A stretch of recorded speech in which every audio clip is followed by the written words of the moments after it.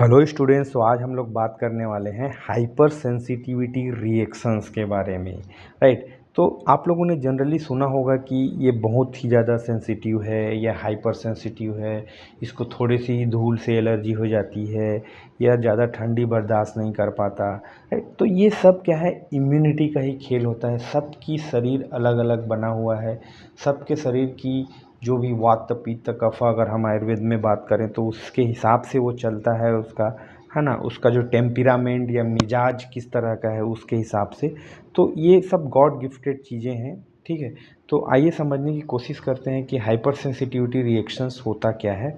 Hyper sensitivity reactions is an inappropriate immune response to an antigen leading to tissue damage, है ना।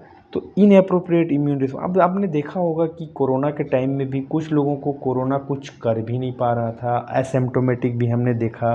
कुछ लोगों को मतलब थोड़ा सा भी होने से एकदम they may leads to the hospital और serious life threatening type of issues has been created, है ना।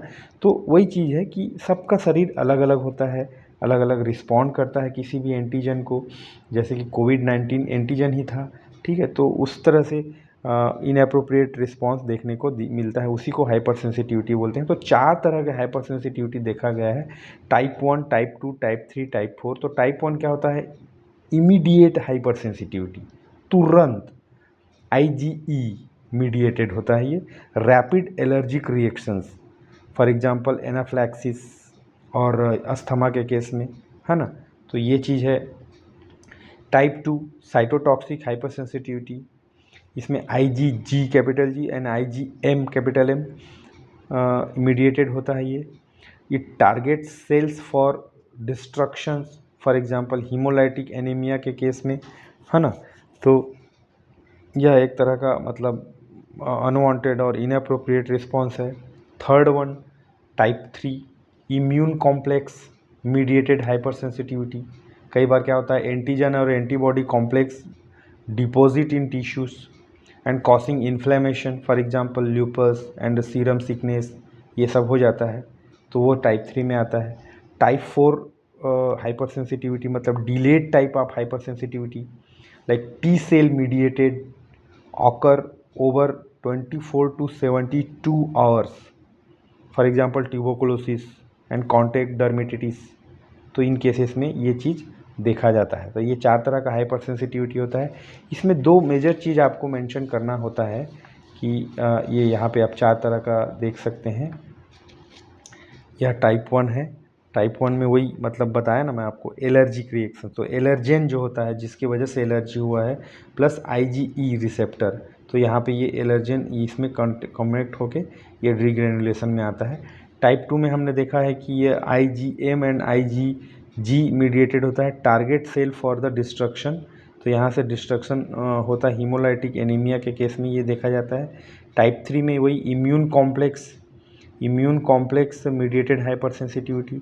तो यहाँ पे आप देख सकते हैं कि ये किस तरह से इम्यूनोग्लोबुलिन्स एक दूसरे से कनेक्टेड होते हैं, एंटीजन एंटीबॉडी कॉम्प्लेक्स बनाते हैं and deposit in tissue and they cause the inflammation. ठीक है, ये चीज़ होता है। टाइप 4 में वही delayed type of hyper sensitivity, इसमें क्या होता है कि ये टी सेल मीडिएटेड होता है एंड 24 टू 72 आवर्स तक ये चलता है, जैसे ट्यूबरकुलोसिस या कॉन्टैक्ट डर्मेटिटिस, जिसमें साइटोकाइन्स रिलीज़ होता है और ये रिस्पॉन्ड करते हैं, हाइपर सेंसिटिविटी को लीड करते हैं।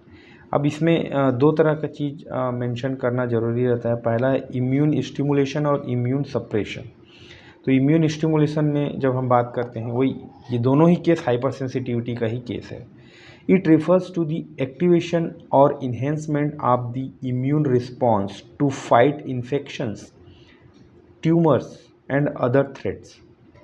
कहने का मतलब यह है कि मतलब ये ऐसा कंडीशन है जहाँ पे इम्यून बढ़ जाता है, इम्यूनिटी बढ़ जाती है किसी भी इन्फेक्शन या पैथोजन को किल करने के लिए, ट्यूमर सेल के लिए ज़्यादा हो जाती है। ठीक है, actually that is the case of hyper sensitivity. तो एंटीजन एक्सपोजर किन किन केस में होता है, पैथोजन और वैक्सीन स्टिमुलेट इम्यून सेल, चाहे वो टी सेल हो चाहे वो बी सेल हो।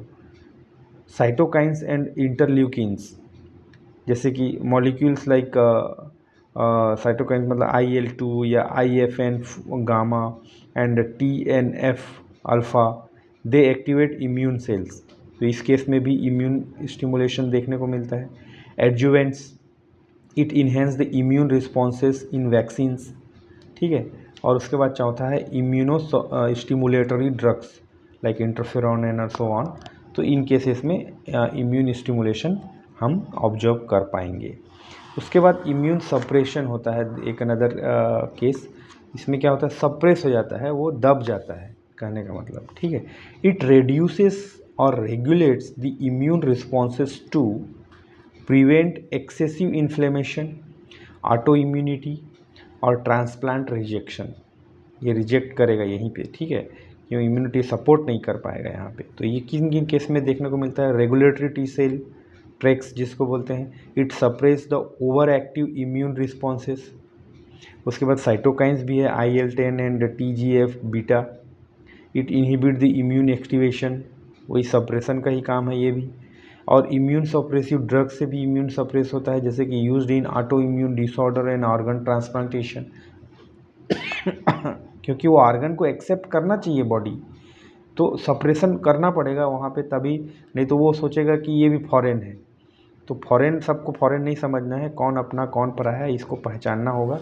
तो इसीलिए तो उस चीज़ को पहले भली भांति स्टडी करना पड़ता है कि बंदा हाइपर सेंसिटिविटी है कि नहीं, उसकी कौन से कैटेगरी में इम्यूनिटी काम करती है, and accordingly we are going to go ahead in the case of to see the immune stimulation और to see the immune suppression, right. तो ये 4 तरह के जो हाइपर सेंसिटिविटी टाइप्स हैं जो अलग अलग कंडीशन में काम करते हैं, उसको बेसिकली समझना है, चारों के डायग्राम देने चाहिए और दोनों को एक्सप्लेन करना है।